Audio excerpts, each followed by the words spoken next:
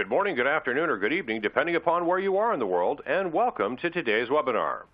Fast Track Windows IoT Enterprise LTSC Implementations, brought to you by Tech Online, Microsoft, Arrow, and broadcast by AspenCore. I'm Chris Keachin. I'll be your moderator today. We have just a few brief announcements before we begin. First, the slides will advance automatically throughout the event. You may also download a copy of the slides by clicking on the green folder icon located at the bottom of your screen. You can participate in our Q&A session by asking questions at any time during this webinar. Just type your question into the Q&A text area located to the right of the presentation window and then click the Submit button.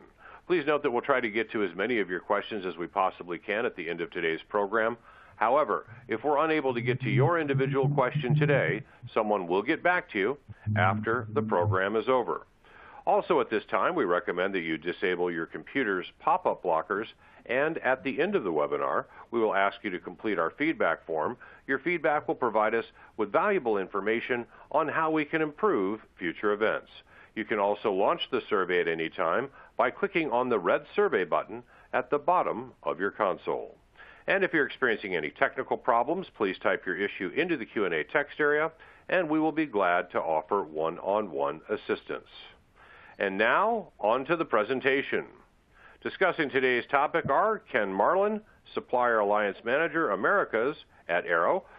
Based in Phoenix, Arizona, Ken is a Supplier Alliance Manager for the Americas, and Ken is a 3-time Microsoft MVP on Windows IoT products and has over 35 years of experience in supporting all Microsoft products and channels.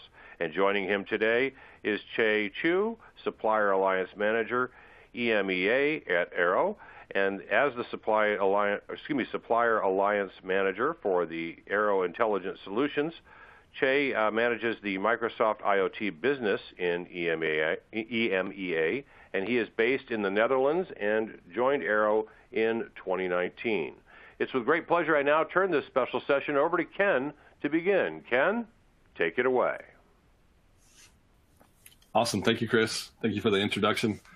Thank you, everyone, for joining us today. It's always fun doing these. I'm excited that you've taken the time to join us and give us the opportunity to give you updated on the latest Microsoft stuff and go over some stuff that is important for you to know. Today, this is the Part 2 series. You did not have to attend Part 1, but we did that back in December, and so we're following up with this Part 2. And what's going to be great about today is we're going to go over the entire process for the Windows IoT business and the IoT channel. So as we go through the agenda here, Part 1 will be getting started. We're going to cover the steps to get you started with the program. Then we'll get into a little bit deeper discussion around the building, customizing, and deploying. And then we'll finish up with shipping your devices. And what's good about today's session is we're going to dive a little deeper into some of these topics and talk about best practices and real world scenarios, what really happens, the questions that other customers ask, and what other customers are doing with many of these different steps along the process. So thank you for joining us today. We'll get right into the getting started part, which again, we're going to cover a quick overview of the latest products that just came out, just a reminder of those. We'll jump into the customer license agreement.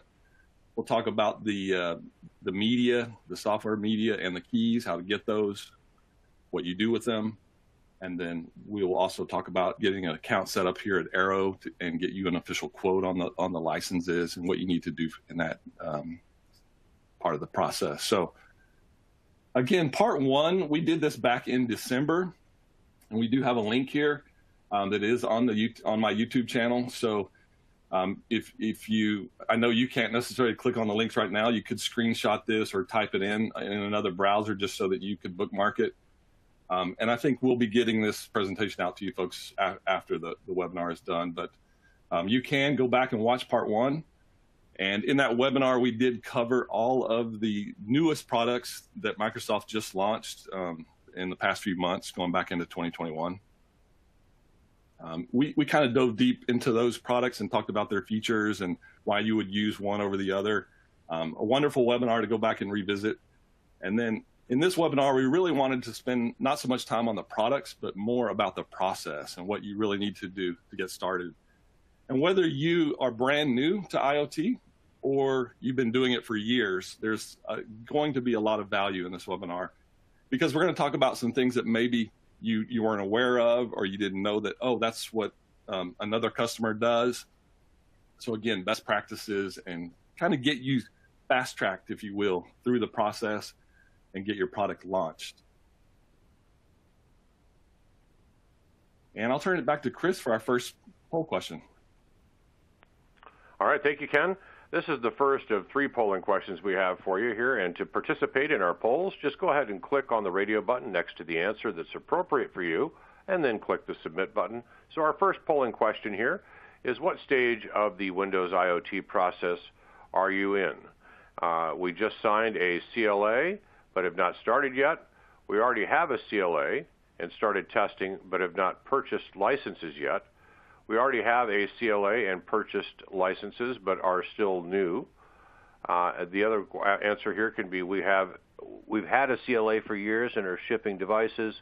And then our final answer could be, what is a CLA? So go ahead and click on the answer that's appropriate for you. We will take a look at those results here momentarily. And also, if you'd like to ask a question at any time, you can click on the Q&A icon, type your question in, and then click the submit button, and we'll get to as many of your questions during our Q&A session at the end of the program as is possible. If we don't get to your question today, then of course we'll get back to you after the program is over. So let's take a look now at our first results. So it looks like we have about 4% said they just signed a CLA, about 8% said we already have one and started testing but haven't purchased licenses yet. 11.5% or roughly there said we already have a CLA and purchased licenses but are still new. And about 42% said we've had one for years. And our final group is asking, what is a CLA? About 35%. So Ken, your thoughts on the first poll? That's awesome. Yeah, I'm really glad to see that we do have a lot of folks who don't know what a CLA is. At the same time, we have folks that have been around doing it for years. So I was hoping for a good mixture. And that's a good thing, because, like I said, we're going to cover a lot of the very basic type stuff, but yet for the folks that have been doing it for a while, we're going to get into some of the best practices and the things that will help you improve your processes, or make sure that you've thought about the whole big picture and all the little things that you need to think about. So I don't know, Che, what do you think about those results?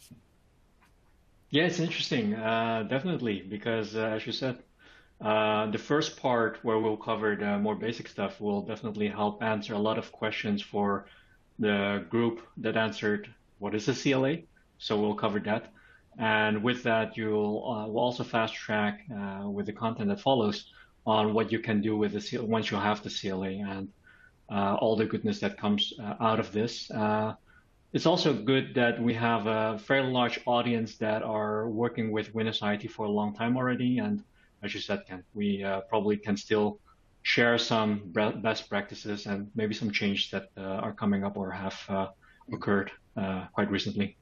Yeah, I mean, the process, is always evolving and always changing. So even if you've been doing it for years, as they release new products, the processes do slightly change a little bit, or there might be some improvements we can do to help with the process. So this is good. I like the mixture here. So if we look at the 6 steps, so when we looked at the IoT channel and the process of actually getting started, signing the agreement, to all the way at the opposite end, selling and shipping your product, we break it down into basically six simple steps. And although it looks very simple on paper, in truth, it's maybe not that simple when you dig into some of these, or it's easy to get confused with some of these products, certainly. So we also have a link to our Aero Microsoft website, where we have a little video that takes you through these steps, and also it has a link to get started. So if you are ready to sign a CLA, you can click that link, and we'll have that link at the end of the presentation as well. But these are the 6 steps at the high level, which again is just sign the agreement, and then get the software, get the key, start your testing. And I know I have a lot of folks here that probably have already done the first 4 steps maybe, and now they're getting ready to that point to where they're ready to ship a production, and that's where you come back and buy the licenses and then ship and support your device. So we'll go through some of these. So for those that ask, what is a CLA? It stands for Customer License Agreement, and it's an all-encompassing agreement that basically is like an umbrella, and it covers all of the Windows IoT and Windows embedded products. So one of the questions we get is, do I have to sign a CLA for just Windows 10 and then a different one for Windows Server or a different one for SQL Server? And that's, no, it's one agreement that covers all the products. The other question that comes up is, am I on the hook for anything, or what exactly am I agreeing to? And basically, you're agreeing to become an indirect OEM that builds a hardware and software appliance. So you're not only going to load the Windows, but you're going to put an application on top of it. And it's got to be a dedicated fixed function device. And then you're going to sell that device and you're going to support it. You're going to be the first level of support. So there's no cost involved and no minimum purchase. And by signing it, you get access to all the software to do your internal testing. So it's a very good thing that you can even try out if you're not sure if you're going to actually follow through and actually ship a device. You could still get your hands on the products, do all your testing, and see if it's going to work for you. In the real world, Jay, for me, what's funny is when it comes to this agreement, it is signed electronically. But one of the real world things that's funny is, depending on how large the company is, sometimes if they have a legal department, the actual signing, this very first step, can be difficult. I've had a customer that took over a year to sign this agreement, where I've had other customers that have signed it in 30 minutes, right? So I don't know your experience there. Is some of them short, some of them long? Yeah, most of them are pretty fast in signing this CLA. It's a standard contract, and at the end, Microsoft is not really flexible in changing any of the terms or conditions out of the contract. But definitely, as you said, the larger the company with its own legal department that has to cross all the T's and the I's of every contract can take a little bit of time. I have not come across a customer that would take a whole year to sign a CLA, but definitely a month or maybe slightly longer is not uncommon. Yeah, the other thing to point out is you're right. Microsoft is not willing to make any changes to the agreement, and you won't have the ability to talk directly with a Microsoft policy or legal person. So if you do have legal teams that need to go through it and they have questions, I've sat on many a con call with legal teams going paragraph by paragraph through this agreement. And but that's what you get. You get an Arrow person to help you through this agreement, and it is what it is. Microsoft's not going to change it. But overall, it's fairly simple, and it is signed electronically, so it can be a very quick process. Let's look to the next step, which is getting your media and the documents that kind of go along with the media. So after the agreement is signed, the next step, and Microsoft has approved it, then the next step is you're going to get access to, or you're going to need to request access to a Microsoft, what they call a software order center. And you're going to start running into a lot of acronyms. That's what I find. And those people go, oh, wow, there's all these acronyms. And I don't know which of these stuff do I need, because there's an OPK. A lot of them are down there at the bottom there where I have a technician PC. So as a technician PC, you're going to start to pull down all of these media and these kits, and you're not going to really know what they are. We're going to talk about those today. But you're going to need an OPK and an ADK and an FOD, and what's an ISO. And so ultimately, to go along with that, it's good to hit these websites here and download these documents that will help explain what those are and give you some guides that will guide you through the process. And then lastly, there's a mention of the scripts that will help you. Obviously, a lot of customers have been through this process many times, and so they've kind of created some scripts. So you don't have to necessarily start from scratch. And so you can get yourself some scripts. We've put all the links there, and you can see what they are. So if you want to visit those sites, you can. But again, you're going to want to take a technician PC or a PC and start pulling down these media kits. And I will also plug my YouTube channel at this point. On my YouTube channel, I do have lots of little videos on, you know, all of these little processes, what to do, how to get started with these media kits. And yeah, we'll get to the product key in a minute. I know in this slide we mentioned the product key, but we'll get to the key in a second. But let's talk about the software order center. Let's jump into the software order center. So when it comes to getting the media, you're going to want to request access to this website. I know the link's not on here, but it's a really simple link. It's microsoftoem.com. Pretty easy one to remember compared to a lot of Microsoft websites, right? So microsoftoem.com, you have to register, and of course you'll need your CLA agreement. But once you get access to the site, in most cases your menu is going to look a lot, it's going to have a lot fewer items on it than this screenshot here. It actually, in most cases, will just have software downloads. Typically, you won't typically see a lot of these other menu items on there. And then when you go in there, you're going to go to software downloads and software order center, and that's where you're going to download the software. And I'll let you, Che, you jump in and cover the actual OPK. And I think this this slide builds out too, so I'm going to let you move forward in the slide to build it out. All right. Let me start clicking.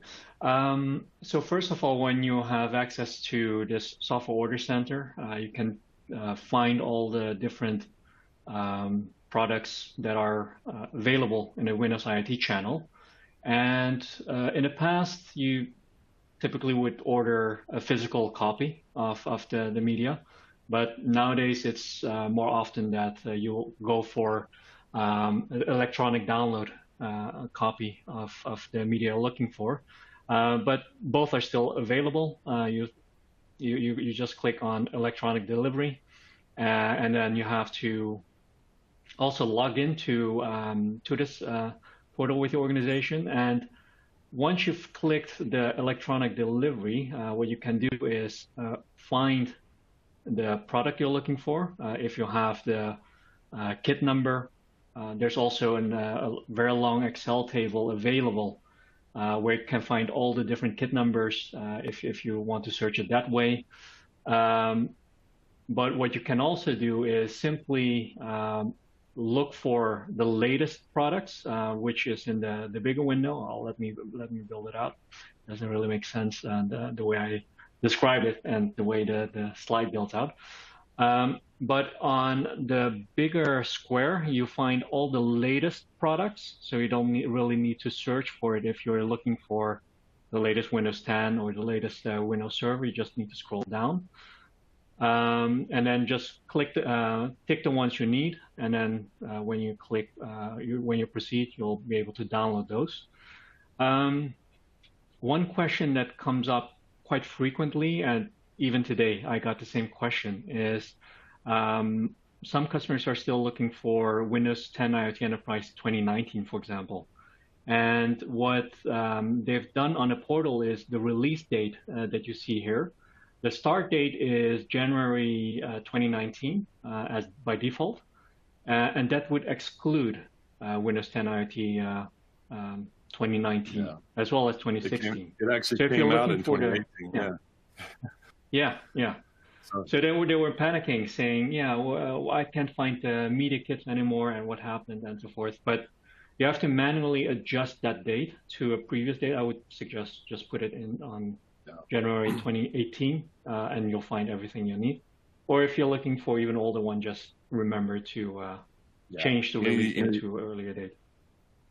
It often comes up as like, oh, they removed all the older stuff, and it's like, no, they just changed the default date to 2019, right? So anything older than that, you have to change that date to see it. And so we've asked them to kind of adjust that date, but they really want you. They want you to download the latest product. So exactly, just remember if it's older, go get the older stuff. And I will say that the type of delivery, electronic versus physical, you can pick physical and order a physical DVD kit, but they do charge money for that. So you do have to place an order with Microsoft. And I haven't personally done that, but I did drill through a little bit through there, and it looks like you can still order an actual physical DVD kit if you want them to ship you one. Mm-hmm. Yeah.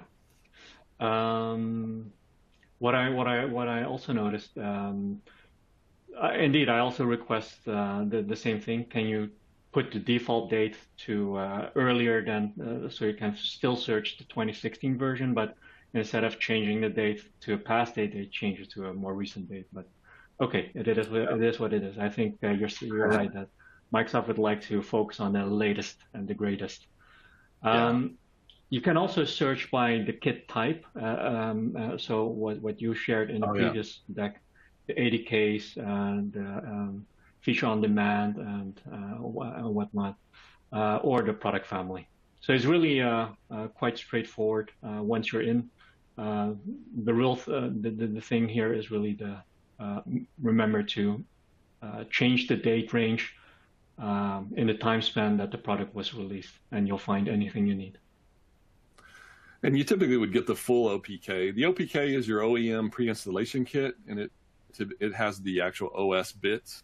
And so typically you could filter by full OPK. You can also search by the license part number. So if you have the part number, you can throw that in there. You don't have to know these kit numbers. You can search for, Windows 10 LTSC 2021. You can try to search by description, but usually part number works really well. But I would keep in mind that we add pack sizes on our part numbers, like -1P or -10P. And that's, Microsoft doesn't use the pack sizes on their part numbers. So you have to remember to kind of take that off. Just put the regular part number in. But cool. Let's move on to the product keys. So for the product keys, I know this slide has the COA stickers, and we'll talk more about the COA, the Certificate of Authenticity stickers here in a minute. But for the product key, specifically the client products, you actually have to request the key. So there's a key request form that you can get from us here at Arrow. We can send you the form. We can help you fill it out. In some cases, we can fill it out for you. But you do need your CLA agreement, and then you'll see the long list of products. You just put a little X on the left side, and then you email that form directly to Microsoft, as the number 2 option says, provide the information to oasignh@microsoft.com. And then they say within 48 hours, they will email you back your single, what we call EPK-EA key. And that single key is good for 50,000 activations. And so we do get a lot of customers who don't realize they need to perform this one-time process. So you do need to get this, done. And I suggest you do it right after your CLA is approved. Go ahead and request the key. And you can request more than one product at a time. So if you want Windows 11 and you want Windows 10 LTSC 2021, you can select multiple products and just get all the keys in one swoop. So, and then only about 5% of our customers use the PKEA version, which has a key on it. And that's the big red Ruby COA. And it has the actual product key printed, a unique key on every sticker. Not very many OEMs use that route, because now your technician has to scrape off the little lottery ticket gray area without damaging the sticker. And then they have to type in that key on every single unit they load. So most customers don't like that, and they prefer using the Jade EPKEA COA. And so in the real world, what happens is the customers get the little Jade sticker and they try to type in the number that's on there, which is a serial number. And it doesn't have enough digits, right? So you've gotten that call, right? Where it's like, it's not working. Yeah. The key's not working. Yeah. So they need to fill out the form, and get with us if you need this form.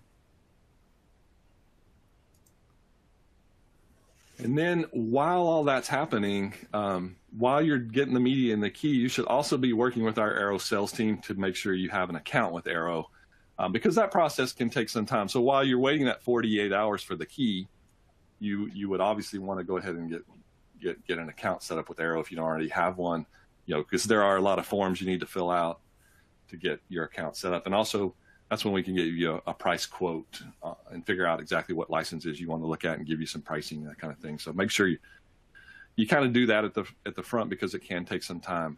In the real world, what happens is the customer comes back and they don't have an account, and they say, I need these licenses by, in 2 days from now, but they haven't set up an account yet, right? So whether you plan on buying or not, it's best to go ahead and get an account set up so that when you're ready to buy, you're good to go when the time comes, right? I think next is our next poll question. So we'll turn it back to Chris for the poll. All right. Thank you, Ken and Che. And our next polling question here for you. What do you find most difficult in the Windows IoT process? Is it licensing, obtaining the media and or the product key, building and or customizing the image, understanding the difference between the products or channels, life cycle, other, or none of them? And you can go ahead and click on the radio button next to the answer that's appropriate for you, and we'll take a look at those results here momentarily. And again, if you'd like to ask a question at any time, feel free to go ahead and do so. We will go ahead and take all of your questions here at the end. And if we do not get to your question today, someone will be getting back to you after the program is over. So we'll give you a few more moments to go ahead and input your answers on our second poll, and then we'll take a look at those results.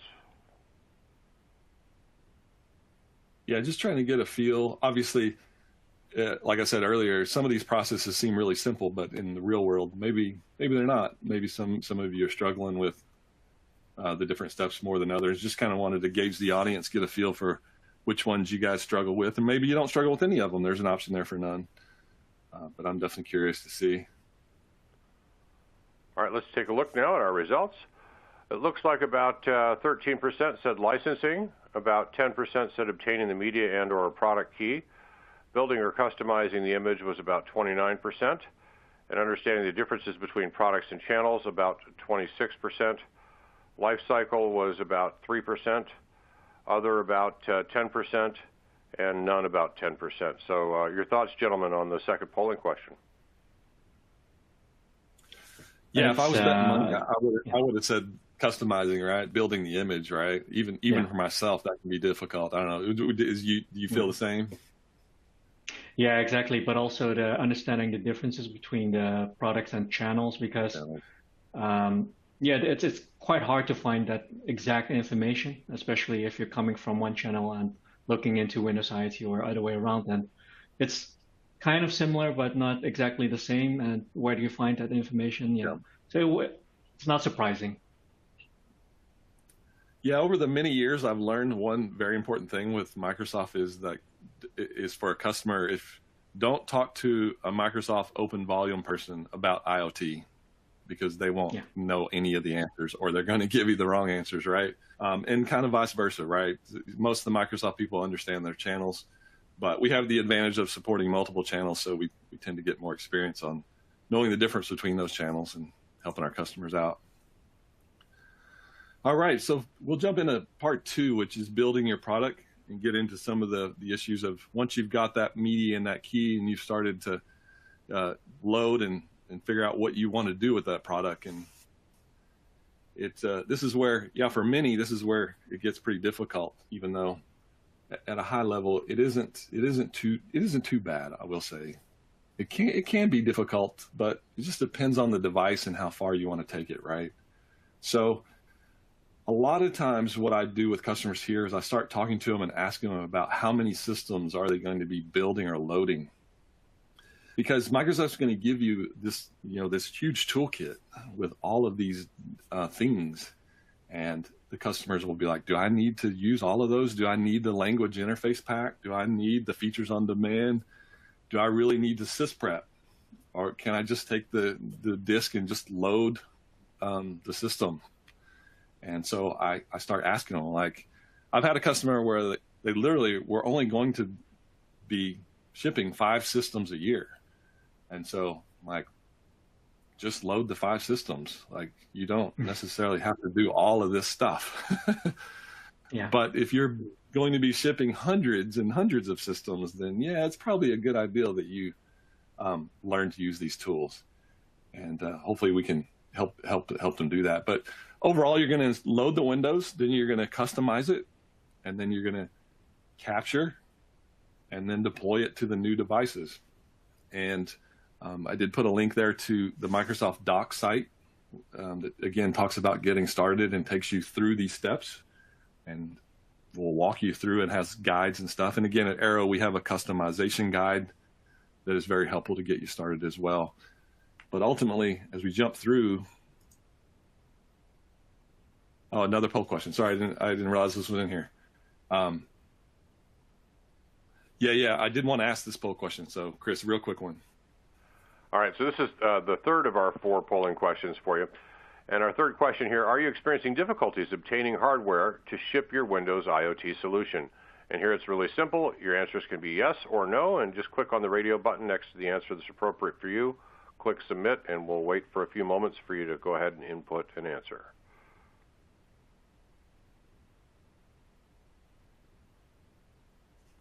Yeah, and I just basically the reason I threw this one in here is we kind of wanted to get a feel for if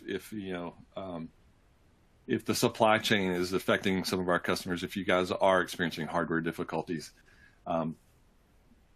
Doesn't necessarily tie directly into loading and building the image, but I did want to get a feel for if that's kind of why maybe there's a little bit of a slowdown with some of our OEMs because they can't really get the hardware, so they don't have anything to load the windows on. Because obviously, for you to load and customize the windows, you need some hardware. Just wanted to get a feel for the audience to see if you're experiencing the supply chain difficulties.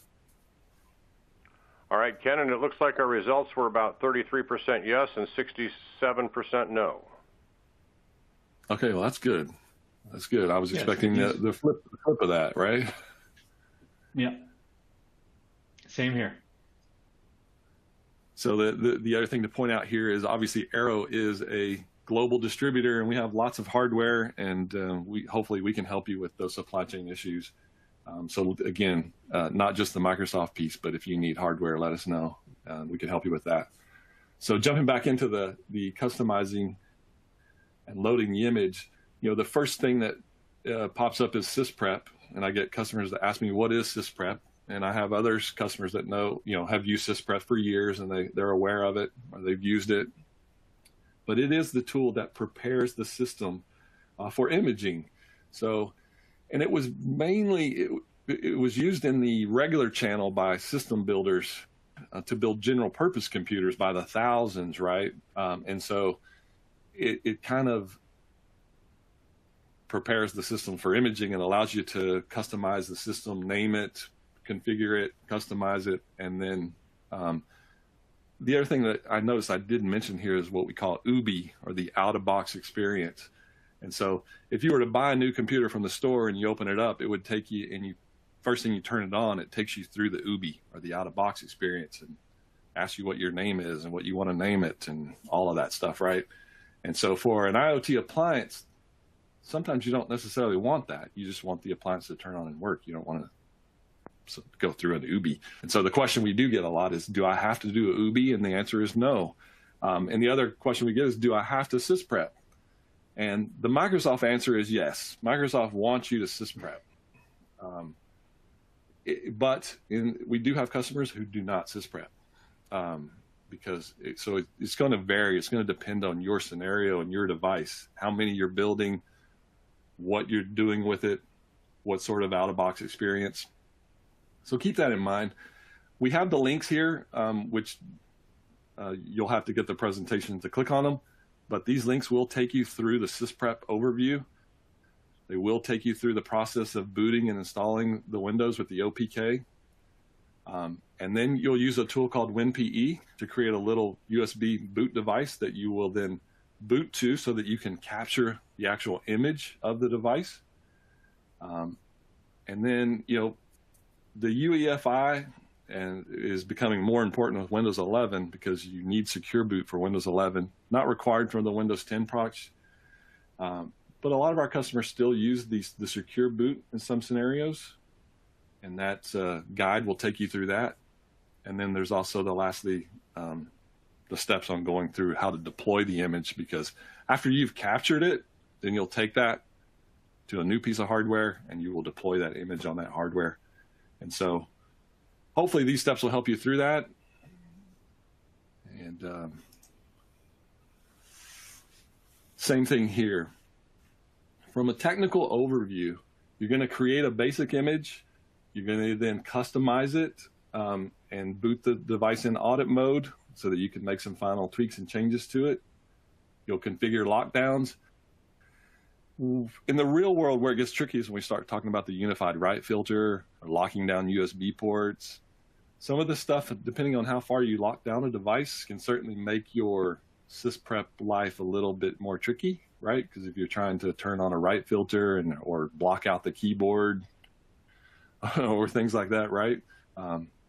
It can get a little bit complex in that scenario. But these guides, these are all links. So again, when you guys have the presentation, you'll be able to click on them.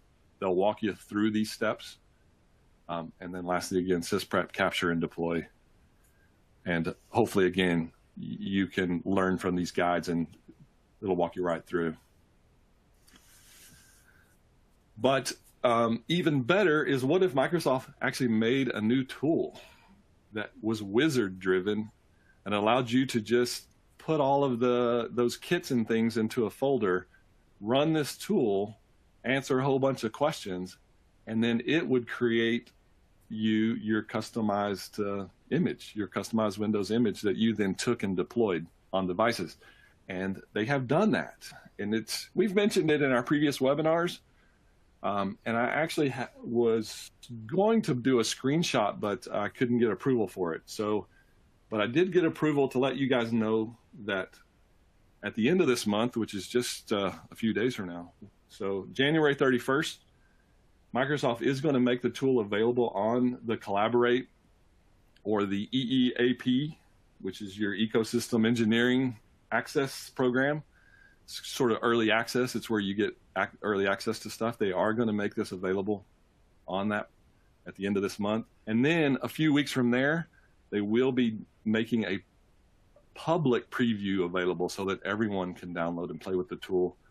And I've been playing with it, and it's really, really neat. You really just download those tools, those kits, the OPK, the ADK, the WinPE. You put them all in a folder. You run this tool. It'll tell you that you have all the right versions. So if you downloaded the wrong one, it'll tell you, oh, that's the wrong one. So it has a prerequisite checklist, and it checks it all for you. And then it goes through and asks you questions about security, how far you want to lock it down. Lots of other little neat things, completely wizard driven, and it will spit out a WIM file, a Windows image file that's been customized the way you want. And then you can use that to then deploy to your new system. So I'm very excited about that tool. It'll make everyone's life a lot easier. So if you've been playing around with those other tools, know that this tool is almost available and you can start playing with it. And if you want to join the private preview now, get with us and we can try to get you added to that.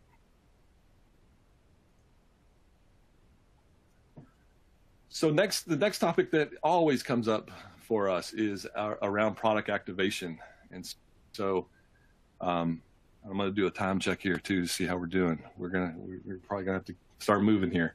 But with product activation, the main topic around is the question to ask is, are you building an online device or are you building an offline device? If you're building a device that needs to stay offline and never touch the internet, you need to make sure that your gold image and your PC technician system that you're building that gold image on does not touch the internet. So what the main thing that happens in the real world is customers will build a gold image and let it touch the internet so that it's been activated.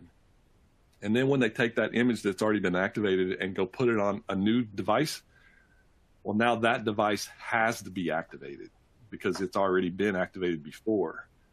Where if the gold image was never activated and you put it on the new device, it doesn't have to be activated. And so what you have here is 3 states. Let's talk about these 3 states. So the first one is Windows is activated. So that device did touch the internet and it did activate. And the IoT LTSC products they're designed to just go activate on their own. If they see the internet, they're going to go activate. And you have a key in there that's good for 50,000 activations. So shouldn't be any concern of yours. It's just going to go activate and you're good to go. The next one is the deferred state, which says connect the internet to activate Windows. That's the state means that it's never touched the internet before. And that's what you want for a system that's going to never touch the internet. And with this LTSC product, it will run fully functionable, no watermarks, no reduced function in this state called deferred activation state, where other versions of Windows would not do that. Other versions of Windows, if you don't connect them and activate them, you're going to get watermarks, you're going to get reduced function. So again, in our world, in IoT world, if you're building something that's never going to touch the internet, this is what you want it to say. And then the last one is Windows is not activated. That is the state of the fact that it's been previously activated, and now it really needs to be activated again.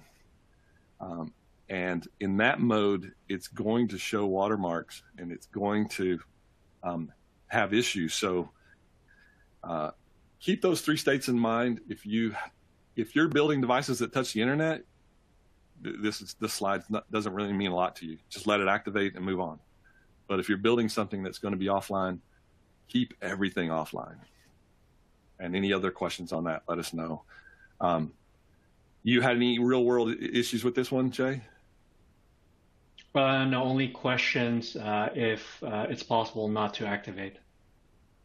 Right. And yeah, the answer is clear. It's possible as long as it doesn't touch the internet. It's a possibility. Right. And we had some where customers, a lot of devices, the customer wouldn't even be able, the end user wouldn't be able to even see the activation state. But for ones that do find it and it says, hey, it's not activated, the other real world question is people think that it has to be activated to be legal, or the activation and the key are the licenses, and if it's not activated, then it's not legal. Well, in our world, the Costicker sticker is the license. And if it has a sticker, it's licensed. So the state of the activation is irrelevant. It's just a piracy deterrent. And Microsoft designed the IoT product to fully function in an unactivated deferred state. So hopefully that helps you clear that up for most folks. All right, so jumping into the part 3, we're going to finish up here talking about the EULA and the license terms, which is something that a lot of OEMs don't even think about until afterwards. And then we'll talk about the COA, where to put the sticker. The question we always get is, where am I supposed to put it? And are there rules to how I put it, or do I have to put it, stick it? And then we'll finish up with Windows updates and recovery options. So let's jump into that. So the EULA, and I've been getting a lot of questions on this lately, where it kind of fades out for a while, then it comes back. But your end user license agreement, another acronym, right? So the end user license agreement are the terms of the device and the Windows OS that you have to pass along to the end user, because it's an end user license agreement. And what I did is I pasted in the actual part of I believe it was in the CLA or the program execution guide, which talks about the EULA. And it basically says that you as the OEM, you have to pass these terms along to the customer. But it's very flexible in how you do that. So a couple of bullet points on the upper right, which is you can make it a screen click where they click and accept it right on the screen. You can print it out and just put it in the box. And I've even had some customers that do those little barcodes, like if you go to the restaurant and they don't have the menus anymore, right? They can put the barcode on there, and people use their phone or whatever and bring up the EULA. I've seen a lot of OEMs start to do that, where instead of printing out these huge paper out, just tag a barcode to a website. But ultimately, it's up to you as the OEM to get those terms passed along. And for an appliance, you don't necessarily, when you turn the appliance on, you don't necessarily want a click EULA every single time it boots, right? So a lot of OEMs will do the barcode, or they'll do print it out, put it in the box. So your experience with this? Yeah, same. I haven't seen that much in EMEA, the barcode with the tag, although it makes sense. It's quite easy to make something like that. But either way, as on a boot up, it happens, but probably on a paper in the box would make sense, as you said. It doesn't if the customer has to click for every device that goes online, then maybe that's a hassle that an OEM would want to take away. Right. Absolutely. Perfect. All right, let's talk about the Koa sticker itself. So, and there's been a lot of changes around the sticker recently with this new jade green sticker that you see here in multiple pictures. So Microsoft in the agreement sort of changed the name from Koa to authenticity tag. There's another name for it, is an authenticity tag. And basically it is your license. And so Microsoft requires that it be placed on the device. And within the terms, they sort of broke it up between laptops and mobile devices versus desktops, which again, when you're building an IoT device, it isn't always necessarily a laptop or a desktop. So you may have some other interesting industrial scenarios where, where do I put this thing? And ultimately, you need to put it somewhere where it is visible or it can be accessed, if you will. I've had customers in the industrial space where the environment isn't good for stickers on the outside. So I've had customers where they have put it on the inside, but it has to be accessible. So it has to be somewhere where a panel. And I've had customers put, a less important label on the outside that says, hey, the Koa sticker is on the inside.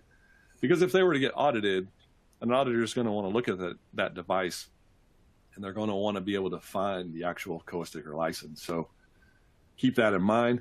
And then we've had with this new Jade some issues with damaging the Koa because they changed the security sort of print material so that if you peel it off with your finger, you'll actually pull some of the material off the back of the Koa, and it will appear to be damaged when you go to apply it. So Microsoft has said, when you're applying that sticker, you want to not touch your fingers on it. Sort of use the example in the upper right and apply that sticker.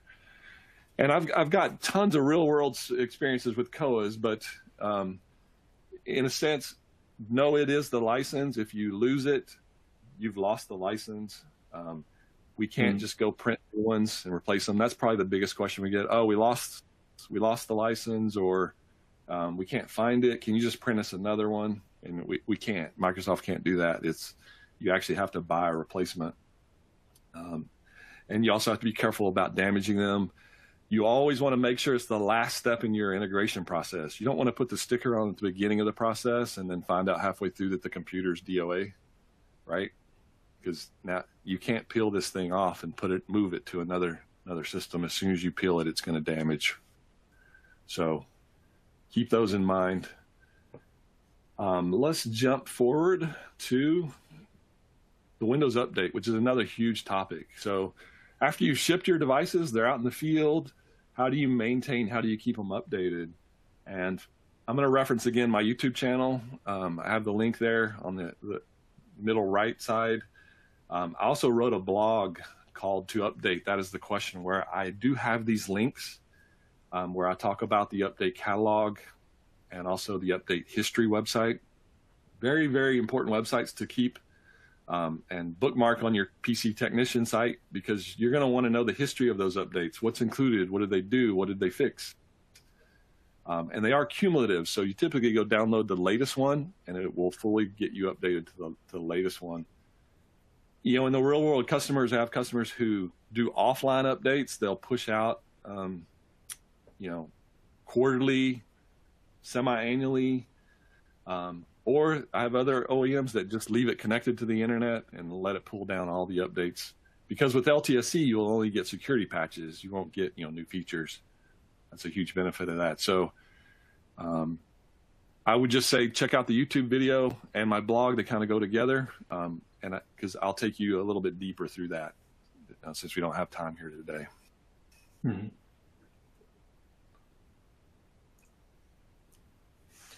So recovery options, that's another big question that always comes up. So, if there is a failure of your device in the field, how are you going to plan to fix that? I have some OEMs that make their customers ship the devices back, and they sort of or they have a surplus of replacement systems. That seems to work well for certain industry verticals. So they just ship the old one back and replace it with another one, and then they just sort of have a repair depot where they sort of fix that one and put it back in a pool of systems. But other guys will ship out. I would say most OEMs today, and I'll get your opinion on this too. Most of my OEMs, they don't ship any kind of recovery media with the device today. You kind of save on the cost of the media because most systems don't have DVDs anymore. So you're talking about USB sticks, which are a little bit more expensive. Mm-hmm. And they'll usually, if a customer has a failure, they'll have them contact them, and then the OEM will ship them a USB stick or a replacement drive, that type of thing. What's your take there? Yeah, it really depends on the solution and where it's being shipped and deployed. I've also seen examples where the solution would be a secondary drive in the system. And then they ask, do they need a secondary license as well? Well, if only one drive is running, then of course then they only need, and the secondary is just for a recovery purpose. Then one license is also enough. That's a great point. I've had customers that want to license hard drives, and I'm like, Microsoft doesn't license Windows to hard drives, right? They license them to computing devices, not the hard drive. So I'll have customers who want to put the Costicker on a hard drive and ship the hard drives, and it's like, no, so if you're doing that, don't do that. The license is specifically for the computing device, not hard drives. But yeah, that one does come up a lot, where they want to ship a replacement drive, and they feel like because they've loaded the Windows on the replacement drive, they need to put a sticker with it or a license with it. And well, no, the system that the drive's going to already has the license, right? So many different, Microsoft's very flexible in this area. I left a lot of the terms here from the program execution guide, the Schedule 3 recovery section. So you can review that agreement, which is part of the CLA, and pretty flexible. A lot of different options here. But a recovery partition is probably the most common because the added expense of an additional drive is too expensive. But yeah, you create a recovery partition. If the device fails, you're going to boot to that recovery partition and do a restore. That's the most common. All right. As we come to the end here, we had this slide where I just want to mention some other things that I'm sure we're not going to have time to get to, which is the downgrade rights and the migration rights and the field upgrades. So I will again mention the LTSC has 10 years of life, long support. This channel has products that have 10 or 15 years of life on these products. So there are times when you might need to downgrade. And in the client space, you can't necessarily downgrade if a product is still available to buy. But in the server space, you can, and that's where it gets confusing with the licensing. In the server products, you can buy a product and just downgrade. But in the client space, if you're going to do that, the product has to already have been end of life, and there have to be special terms to allow it, like XP Pro. I do have some customers that actually, believe it or not, are still running XP Pro, and they're doing it with downgrade rights from Windows 10. And so we do have downgrade rights. But in the client side, most of the time it's migration rights, where you're putting a license for a new product, but yet you're loading maybe the older version just for a maximum of 12 to 24 months, and then you have to migrate to the newer product. And then field upgrades. There are part numbers for field upgrades. They are the same price as a full license. They're not discounted like some people would assume. And if you have systems in the field, that's when you use those parts. It allows you to ship the stickers into the field without hardware, so you can upgrade the units in the field. So I think with that, we're getting here to the end. And again, our website, there's the link there in the middle of the page, the Arrow Microsoft webpage, website where you can get started. And we'll help you through all the processes that we've talked about today. Make sure to visit those. We also have a brand new parts list. We have a brand new checklist, licensing guides to help you with that. So everything you need is on that website. Very, very helpful. Make sure and visit that. And I think we're to our final poll question. Back to Chris. Thank you, Ken. Our final polling question for you is, would you like to have a consultation with one of our Microsoft experts? And your answers here can be yes or no, and we will give you a moment to go ahead and answer that, and then we'll move on to the Q&A. Right now, if you'd like to ask a question, go ahead and click on the Q&A icon. Type your question in, and then click the Submit button, and we'll move to our Q&A here just momentarily. I'm just going to give you a moment to go ahead and answer that question, and then we will move on to the Q&A. So moving on now to our question and answer portion. First of all, thank you, gentlemen, for a great presentation. As a reminder, if you'd like to fill out the feedback form that will open up at the end of the show, we would appreciate it. Thank you in advance for filling out the feedback form. Your participation in this survey will allow us to better serve you on programs in the future. And we're going to now move on to the question and answer portion of our event. And if you'd like to participate, type your question into the text box located to the right of the presentation window, or click on the Q&A icon at the bottom of your screen. Type your question in, click the Submit button, and we'll get to as many here in the time that we have left as is possible. If we don't get to your question today, someone will be getting back to you after the program is over. So let's take a look now at what we have for questions coming in. We've got quite a few coming in. The first one that I have for you is if I have trouble downloading media kits from the Software Order Center, is there another option for me to obtain the media? Yeah, that's fairly common. I will say that in years past, the Software Order Center was very difficult to use. It's come a long ways now, so we don't have. Once you get access to that site, you shouldn't have any issues downloading. But in the past, it's been difficult. But if you do have issues and you can't get it from the Software Order Center, you can get with us, and we can get you a download link so that you can download it from us. All right, thank you, Ken. We'll move on to another question here. This next one says, how can I get access to the New Edge Device Image Builder? Yeah, as I stated in the webinar, it will be going public preview in probably 2 or 3 weeks. And then next week, it should be available as far as part of the Collaborate private preview. If you want access to it now and you can't wait, 2 or 3 weeks, just reach out to us. We'll get you on the list to add you to the private preview. All right, thank you, Ken. And we'll move on to another question here for you. Just one moment. Our next question here says, I'm having trouble with SysPrep and need some assistance. Is this something that you can help me with? Yeah, absolutely. Yeah, we have a Microsoft engineer as well here at Arrow that's very versed in SysPrep and has been setting up customer images for years. And so we typically don't hold customers' hands, step by step by step. But if you get stuck or if you need some tips, something's not working the way you feel it should, get with us. We can help you with that. Absolutely. All right. Thank you, Ken. And moving on to another question here for you. I have a CLA now. Can I download Windows 11 IoT Enterprise? Yeah, absolutely. Yeah, absolutely. Yeah. Once you have the CLA, you have access to the media and the key, so you can start testing. All right, thank you, gentlemen. Our next question says, what is the difference between the activation states, Windows is activated and Windows is activated with a digital license in the Windows 10 IoT 2019 LTSC? Yeah, the digital license thing is starting to become more and more. And this is a good point. I'm going to try not to go too deep here, but because the key had 50,000 activations, the way it was initially set up, if you were to reload, if you wipe that system that's already been activated and reload, it would say activated again, but it would decrement one of those numbers from the 50,000.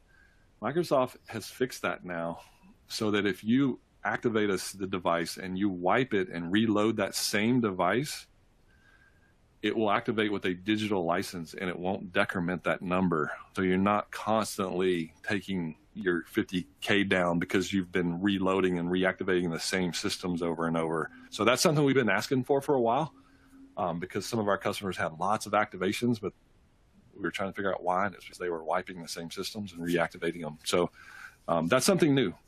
So it should help you keep the activation count a little higher. All right, thank you, Ken and Jay.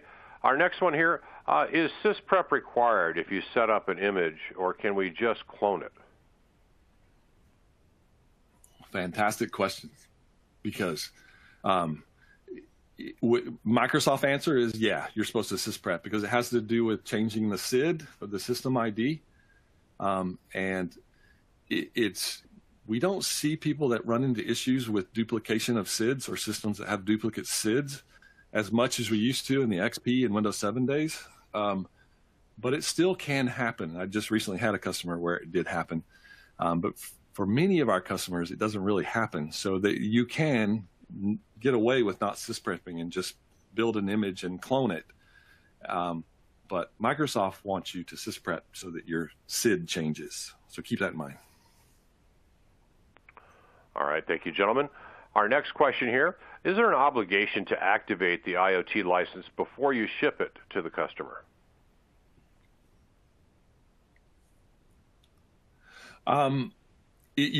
So it's best that if it's going to be something that touches the internet, excuse me, if it's touching the internet, absolutely, you should go ahead and activate it. You're not required to do that, but it's just best that you do so that you know your customer is not going to have any issues. All right, thank you, Ken. And does Arrow still provide a tool like ISA for deployment? I saw that, and I'm not familiar with the ISA. It's funny because I thought ISA was like a security. I thought that was a security server, an actual product from Microsoft from a while ago. So I might have to just get more information on what the ISA is. I'm not familiar with that. All right, moving on to another one here for you. Is this available for Windows 10 Enterprise LTSC IoT? I wasn't sure what you're referring to, but everything that we talked about today is available for the Windows 10 IoT LTSC.